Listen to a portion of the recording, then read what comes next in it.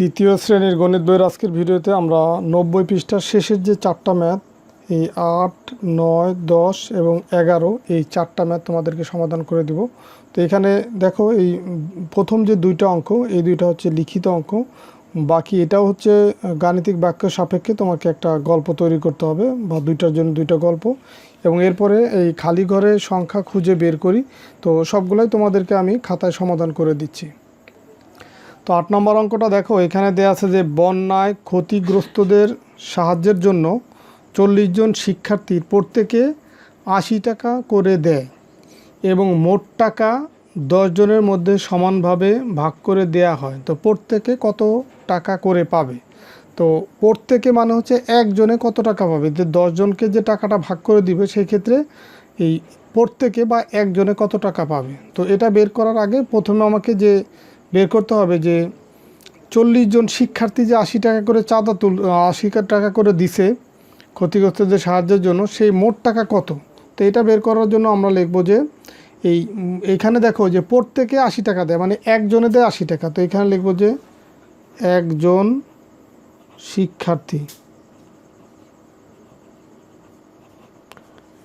শিক্ষার্থী দেয় সমান কত টাকা? 80 টাকা।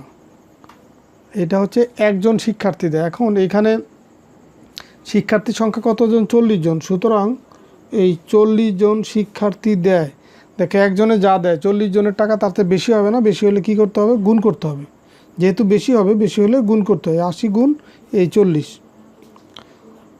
এত টাকা। এখন 80 আর 40 যদি আমরা গুণ করি, দেখো এই শূন্য আর এই শূন্য বাদ দিলে থাকে কত? 4 আর 8। তো 4 আটা কত? 32। আর এই বাদ দেওয়া দুটো শূন্য যে বসাই দিলাম, তার মানে 3200 টাকা বা 3200 টাকা হয় মোট টাকা। এই 40 জন শিক্ষার্থীর মোট টাকার পরিমাণ কত হয়? 80 টাকা করে দিলে 3200 টাকা হয়। তো এই 3200 টাকা এটা 10 জনের ভিতরে ভাগ করে দেয়া হবে। তো আমরা লিখব যে সুতরাং প্রত্যেকে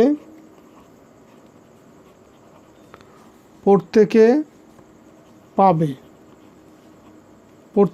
সমান, দেখো এই যে 3200 টাকা, এটাই তো এই টাকাটাই ভাগ করে দেওয়া হবে কত জনের ভিতরে? 10 জনের ভিতরে। তাহলে এই টাকাটাকে 10 দিয়ে ভাগ করতে হবে, যে 3200 বা 3200 ভাগ হচ্ছে 10, এত টাকা, মানে প্রত্যেকে এই টাকা করে পাবে।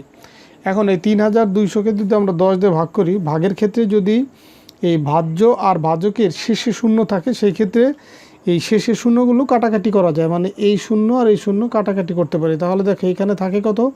320, আর এইখানে 1। তো এই 1 থাকা না থাকা সমান কথা, তার মানে প্রত্যেকে পাবে হচ্ছে 320 টাকা। এটাই হচ্ছে তোমার এই ম্যাথের উত্তর। দেখো এখানে বেরই করতে বলছে যে প্রত্যেকে কত টাকা পাবে, তাহলে আমরা বের করলাম যে প্রত্যেকে পাবে 320 টাকা। তো এই অঙ্কটাই যদি আবার আমি গাণিতিক বাক্যের সাহায্যে করি, তখন এই লেখালেখির প্রয়োজন নাই, আমি সরাসরি একটা লাইনের মাধ্যমেই করে ফেলতে পারবো যে গাণিতিক বাক্য। তো গাণিতিক বাক্য লিখে এখন আমি দেখো একবারে সরাসরি লেখা ছাড়াই, মানে এই থিওরি বা এগুলা বাংলা লেখা ছাড়াই শুধু এই সংখ্যা লেখার মাধ্যমে সমাধান করতে পারি। দেখো একজন শিক্ষার্থী চাঁদা দেয় হচ্ছে 80 টাকা। তো এরকম দেখো এই কতজন শিক্ষার্থী? 40 জন। তাহলে 40 জনের মোট দিবে কত? 80 গুণ 40। তো এই টাকা ভাগ করবো কত জনের ভিতরে? 10 জনের ভিতরে। তাহলে ভাগ 10। তো এখন এটা যদি আমরা সমাধান করি, দেখো এইখানে 80 আর 40 গুণ করলে পাচ্ছি 3200, ভাগ হচ্ছে 10। এই গুণ আর ভাগের ভিতরে যদি দুইটা একসাথে থাকে, সেই ক্ষেত্রে যেটা আগে থাকবে, যেমন গুণ আগে আছে এই কারণে গুণের কাজটা আগে করবো, ভাগ যদি আগে থাকতো ভাগের কাজ আগে করতাম। এখন এই 3200কে 10 দিয়ে ভাগ করলে কত পাবো? এই 320। তো এত টাকা, এটাই হচ্ছে তোমার উত্তর, বা প্রত্যেকে পাবে 320 টাকা, এটা হচ্ছে উত্তর। তো এখানে লিখে দেবো যে প্রত্যেকে পাবে সমান কত? 320 টাকা, এটাই হচ্ছে উত্তর। তো তুমি যদি গাণিতিক বাক্যের সাহায্যে সমাধান করো, তাহলে কিন্তু শুধু তোমার এইটুকু দিলেই হবে, আর বাদ বাকি উপরের যেটুকু আছে এটা দেওয়ার প্রয়োজন নেই। আর তুমি যদি শুধু এইভাবে দাও তাহলেও হবে, এই লিখিতভাবেও করে দিতে পারো, গাণিতিক বাক্যের সাহায্যে করে দিতে পারো না। দুইটা নিয়মের যে কোনো একটা সমাধান করলেই হবে একটা নিয়মে। তো দেখো এখন আমরা 9 নম্বর অঙ্কটা সমাধান করব। 9 নম্বর অঙ্কে বলছে যে লুনা বছরে 1800 টাকা বৃত্তি পায়, সে বৃত্তি টাকা থেকে প্রতি মাসে 55 টাকা হিসেবে মাটির ব্যাংকে জমা রাখে এবং বাকি টাকা খরচ করে। সে মাসে কত টাকা খরচ করে? মাসে সে জমা করে 55 টাকা, তাহলে খরচ কত টাকা করে সেটা বের করব। এখন এই যে দেখো এখানে বলছে লুনা বছরে 1800 টাকা বৃত্তি পায়। এখন আমরা জানি কি 1 বছর সমান হচ্ছে কত? 12 মাস। তো এটা লিখে নিব যে আমরা জানি 1 বছর সমান কত? 12 মাস।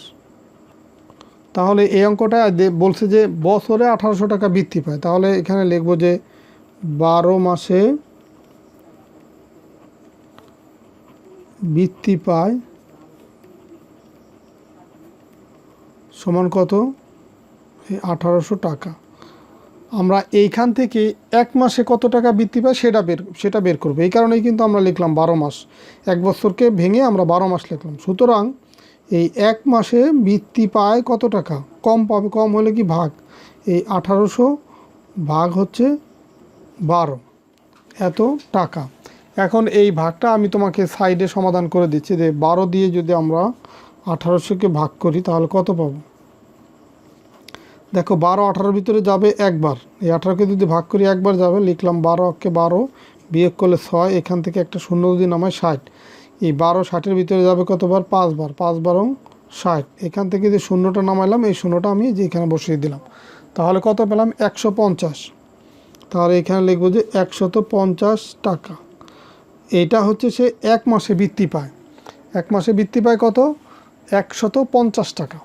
এখন দেখো সে বৃত্তি টাকা থেকে প্রতি মাসে আবার 55 টাকা হিসাবে মাটির ব্যাংকে জমা রাখে। এই যে 150 টাকা প্রত্যেক মাসে পাবে, এখান থেকে আবার 55 টাকা সে মাটির ব্যাংকে জমা করবে, তাহলে সে কত টাকা খরচ করবে? তো এখন লিখব যে প্রত্যেক মাসে খরচ করে,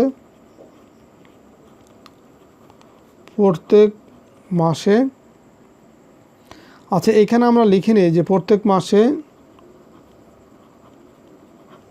বৃত্তি পায় সমান 150 টাকা। প্রত্যেক মাসে জমা করে সমান কত? 55 টাকা। তো এই 55 আমরা এই 150-এর ডান পাশ থেকে মিলিয়ে লিখবো, মানে 0-র নিচে 5, 5-এর নিচে 5, 55 টাকা হচ্ছে প্রত্যেক মাসে জমা করে। তো এখন আমরা এরকম টার্ম দিয়ে লিখবো যে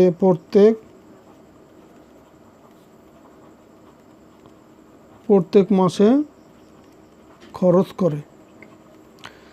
এখানে দেখো যে প্রত্যেক মাসে বৃত্তি পায় হচ্ছে 150 টাকা, তো এর থেকে যদি 55 টাকা জমা করে বাদ বাকি সে টাকা সে খরচ করে ফেলে, তাহলে এই 150 থেকে এই 55 আমরা বিয়োগ করব। বিয়োগ করে দেখো 5 আছে কত হলে 10 হবে। 10 কেন? যেহেতু 5-এর চেয়ে শূন্য ছোটো, এই কারণে শূন্যর আগে মনে মনে 1 ধরবো। 5 আছে কত হলে 10 হবে?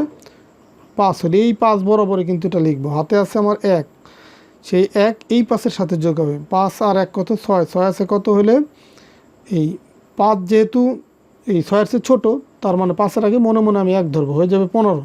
তো 6 আছে কত হলে 15 হবে? 9 হলে, হাতে আমার 1, সেই 1 চলে আসবে এখানে, 1 আর 1 মিলে গেল 0।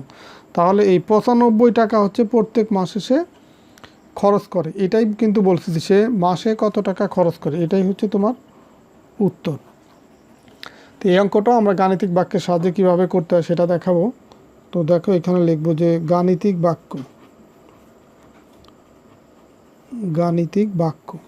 দেখো গাণিতিক বাক্য হিসাবে যদি করি, সে 12 মাসে বৃত্তি পায় হচ্ছে কত টাকা? 1800 টাকা। লিখবো 1800, এটা হচ্ছে 12 মাসে সে বৃত্তি পায়।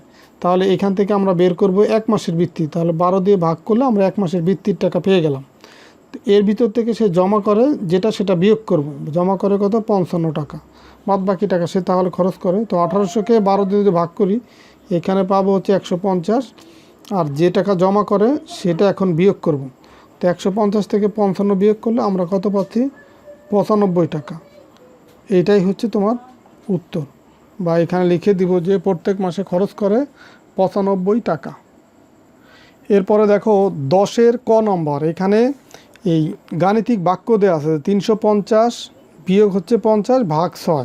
তো এই গাণিতিক বাক্যের জন্য গল্প তৈরি করতে বলতো। তো আমি একটা গল্প এখানে লিখে রাখছি, তো তোমরা চাইলে এটাও লিখে দিতে পারো, অথবা তোমরা এটার আলোকে নিজেদের মতো করে সাজাইতে পারো। দেখো এটা আমি এই গাণিতিক বাক্যের সাপেক্ষে কীভাবে লিখছি। প্রথমে ছিল 350 বিয়োগ 50। তো এখানে আমি লিখছি যে হুম্মাম 350টা লিচুর মধ্যে নিজের জন্য 50টা রেখে বাকি লিচুগুলো 6 জন বন্ধুর মধ্যে ভাগ করে দিলে প্রত্যেক বন্ধু কয়টি লিচু পাবে। দেখো পরেরটা আছে কি ভাগ 6। তো এই কারণে দেখো এই 350টা হচ্ছে মোট লিচু, সেখান থেকে হচ্ছে সে নিজের জন্য, যেহেতু বিয়োগ আছে 50, সে কারণে নিজের জন্যই 50টা রেখে দিছে। এই 350 বিয়োগ 50, তাহলে বাদ বাকি যে 300 লিচু থাকবে সেটা ভাগ করবে এই ভাগ 6, মানে 6 জনের ভিতরে ভাগ করবে। এই কারণে আমি লিখছি যে হুম্মাম 350টা লিচুর মধ্যে নিজের জন্য 50টা রেখে, মানে নিজের জন্য 50টা রাখলে থাকে কত 300, সেই 300 লিচু 6 জন বন্ধুর মধ্যে ভাগ করে দিলে প্রত্যেক বন্ধু কয়টি করে লিচু পাবে। তো তোমরা লিচুর পরিবর্তে অন্য কিছু দিয়ে এই গল্পটা সাজাতে পারো। এই খ নম্বরে দেখো এখানে আছে যে 50 গুণ 30 বিয়োগ হচ্ছে 950। তো এটার জন্য আমি গল্প লিখছি যে 30 জন শিক্ষার্থী প্রত্যেকে 50 টাকা করে চাঁদা তুলে 950, মানে প্রত্যেকে এই 50 টাকা করে চাঁদা তোলার পরে যে টাকাটা হয় সেই টাকা থেকে 950 টাকা একজন অসহায় ব্যক্তিকে দিলে আর কত টাকা অবশিষ্ট রইল। দেখো এখানে 50 গুণ 30 আছে, এই কারণে বলছি যে 30 জন শিক্ষার্থী 50 টাকা করে চাঁদা তোলে, তাহলে মোট টাকা পেয়ে গেলাম 50 গুণ 30 করলে।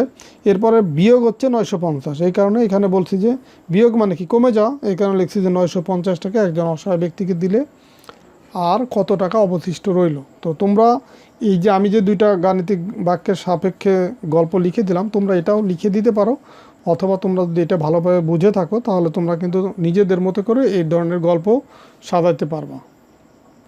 এরপরে দেখো 11 নম্বর, যে খালি ঘরে সংখ্যা খুঁজে বের করি। এখানে দেখো একটা বৃত্ত আছে, গোল একটা বৃত্ত আছে, এখানে অনেকগুলো ভাগ আছে, মোট হচ্ছে 8টা ভাগ আছে। তো 8টা ভাগে 7টা ভাগেই কিছু না কিছু সংখ্যা দেওয়া আছে, একটা খালি ঘর আছে। এই খালি ঘরে কোন সংখ্যাটা বের করতে হবে বসবে সেটাই আমরা বের করব। এখন বের করার জন্য কিছু নিয়ম থাকবে, যেমন ধরো হতে পারে একটা আর একটার বিপরীত সংখ্যা ডাবল হতে পারে, যেমন ধরো ডাবল হতে পারে, গুণিতক হতে পারে, বা কোনো একটা সংখ্যা যোগ হতে পারে। যেমন দেখো এখানে 3 আছে, তার বিপরীতটা 9, তার মানে 3কে 3 দিয়ে গুণ করলে 9। হতে পারে যে বাকিগুলাও এই ছোট সংখ্যাগুলোর বিপরীত সংখ্যাগুলো তার 3 গুণ, যেমন 3-এর 3 গুণ হচ্ছে 9, আবার 5-এর এখানে যদি 15 হতো তাহলে 5-এর 3 গুণ হতো। তো এরকম গুণিতকও থাকতে পারে, বা অন্য কোনো নিয়মও থাকতে পারে। তো এখন গুণিতক যেহেতু হচ্ছে না, দেখো অন্য কী নিয়মে এটা আছে। দেখো এই 5কে যদি আমরা 2 দিয়ে গুণ করি, দেখো এই 5কে গুণ করলাম 2 দিয়ে, 5 দুগুণী 10, তারপরে 3 যোগ করলাম, তাহলে কত পাচ্ছি 13। তাহলে এই সংখ্যাটা 2 দিয়ে গুণ, তার সাথে আবার 3 যোগ করলে 13 পাচ্ছি, এটা একটা নিয়ম। আবার দেখো এই 8কে যদি 2 দিয়ে গুণ করি, এই 8 গুণ হচ্ছে 2, 8 দুগুণী 16 যোগ হচ্ছে 3, তাহলে কত পাচ্ছি দেখো 19। দেখো এটা মিলে যাচ্ছে, এটাও মিলে যাচ্ছে, এটাও মিলে গেল, মানে দুইটা একই নিয়ম মিলে গেল। এরপরে এইটা দেখি কী নিয়ম হয়। এই 3 এইখানে আছে 9, তো 3কে যদি আমরা 3 দিয়ে গুণ করি, 3কে যদি 2 দিয়ে গুণ করি, 3 দুগুণী 6 যোগ 3, এটাও কিন্তু 9 হয়, তার মানে এটাও মিলে যাচ্ছে। তাহলে নিয়ম এটাই যে এইখানে যে সংখ্যাটা থাকবে তার এই পাশে থাকবে 2 দিয়ে গুণ করব এবং তার সাথে 3 যোগ করব। তাহলে এই 7 আছে এখানে, 7 গুণ হচ্ছে 2 যোগ হচ্ছে 3, তো 7 দুগুণী কত 14, 14 আর 3 15, 16, 17 হয়। তাহলে এইখানে বসবে কত 17। তো তুমি এইখানে আসলে কোন নিয়ম অনুসারে এটা সংখ্যাগুলো দেয়া আছে, মানে যেগুলো দেয়া আছে সেগুলো কোন নিয়ম অনুসারে আছে সেটা তোমাকে খুঁজে বের করতে হবে। সেটা খুঁজে বের করে যেটা দেয়া নাই ওই নিয়ম অনুসারে ওইটা বের করতে হবে। এটা দেখো, এটা একটা প্যাটার্ন বা একটা নিয়ম। তুমি সবগুলাই সবসময় যে এরকম এই নিয়মে থাকবে এরকম না। হতে পারে যে নির্দিষ্ট সংখ্যা আছে, এই 3-এর একটা সংখ্যার সাথে যোগ করে এখানে সংখ্যা, প্রত্যেকটার ক্ষেত্রে দেখা গেল ওই একই সংখ্যা যোগ হতে পারে, বা প্রত্যেকটার ক্ষেত্রে একই সংখ্যার গুণিতক হতে পারে, মানে সবগুলো একই নিয়ম থাকবে, নিয়মগুলো মিলতে হবে। তো এইটাই ছিল তোমার এই 11 নম্বর প্রশ্নের উত্তর। তো তোমাদের পরীক্ষায় কিন্তু এই টাইপের একটা সংখ্যা দিয়ে একটা প্যাটার্ন আসতে পারে। তো এই ছিল 90 পৃষ্ঠার শেষের 4টা ম্যাথ। আশা করি সবগুলো অঙ্কই তোমরা ভালোভাবে বুঝতে পারছো। তো ঠিক আছে, সবাই ভালো থাকো, সুস্থ থাকো। পরের ভিডিওতে আমরা 91 পৃষ্ঠা নিয়ে আলোচনা করব। আল্লাহ হাফেজ।